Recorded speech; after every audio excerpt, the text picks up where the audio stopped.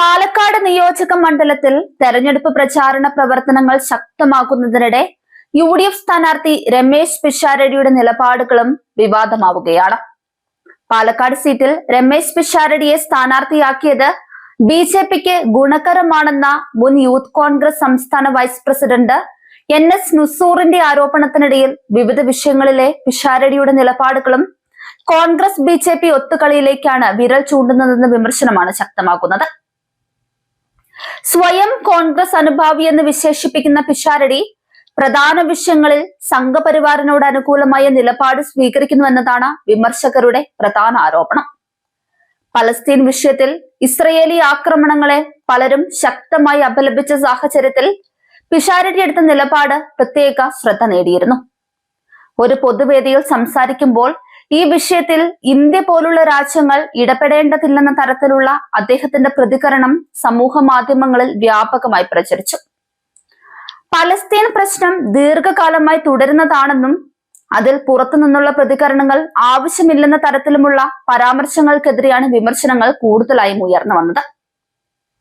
അതുപോലെ പള്ളുരുത്തിയിലെ വിദ്യാർത്ഥിനിക്ക് നേരെ ഹിജാബ് ധരിക്കുന്നതിനുമായി ബന്ധപ്പെട്ടുണ്ടായ വിവാദത്തിലും പിഷാരടി എടുത്ത നിലപാട് വിമർശന വിധേയമായതാണ്.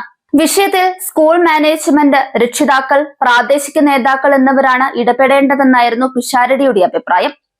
ഇതിനൊപ്പം ദി കേരള സ്റ്റോറി സിനിമയെ ചൊല്ലിയ വിവാദങ്ങളിലും പിഷാരടി തുറന്ന നിലപാട് സ്വീകരിക്കാത്തത് ശ്രദ്ധേയമായിരുന്നു. കേരള സമൂഹത്തെ അപകീർത്തിപ്പെടുത്തുന്നുണ്ടെന്ന വിമർശനങ്ങൾ ഉയർന്നിട്ടും അതിനെതിരെ വ്യക്തമായ പ്രതികരണം അദ്ദേഹത്തിൽ നിന്നുണ്ടായില്ലെന്ന ആരോപണവും ഉയരുന്നുണ്ട്. ഇതൊക്കെ കൊണ്ട് തന്നെ പിഷാരടിയെ പോലുള്ള സ്ഥാനാർത്ഥിയെ UDF രംഗത്തിറക്കിയത് BJPയുമായുള്ള രാഷ്ട്രീയ ധാരണകളുടെ സൂചനയാണെന്ന തരത്തിലാണ് വിമർശകർ വിലയിരുത്തുന്നത്. കഴിഞ്ഞ ദിവസം അഖിൽ മാരാരും പിഷാരടിക്കെതിരെ പരസ്യമായി രംഗത്ത് വന്നിരുന്നു. നാടിനു വേണ്ടി എന്തെങ്കിലും പിഷാരടി ഇതുവരെ ചെയ്തിട്ടുണ്ടോ എന്നായിരുന്നു മാരാർ ചോദിച്ചത്. മാരാരുടെ ചോദ്യത്തിന് പിഷാരടി മറുപടി പറഞ്ഞില്ലെങ്കിലും സോഷ്യൽ മീഡിയയിൽ ഒരുപാട് കമന്റുകൾ വന്നു. രമേശ് പിഷാരടി ഉപ്പു സത്യാഗ്രഹത്തിൽ പങ്കെടുത്തു എന്നാണ് ചില വിരുദ്ധന്മാർ പ്രതികരിച്ചത്. രമേശ് പിഷാരടി ഈ ജീവിതകാലത്ത് നാട്ടിലിറങ്ങി എന്തെങ്കിലും ചെയ്തിട്ടുണ്ടോ എന്നും അഖിൽ മാരാർ ചോദിച്ചിരുന്നു. സിനിമയിൽ അഭിനയിക്കുന്നു, കാശുണ്ടാക്കുന്നു, ആഡംബരമായി ജീവിക്കുന്നു എന്ന് മാത്രമേ രമേശ് പിഷാരടിയെ കുറിച്ച് പറയാൻ കഴിയൂ എന്നും മാരാർ പറയുന്നുണ്ട്.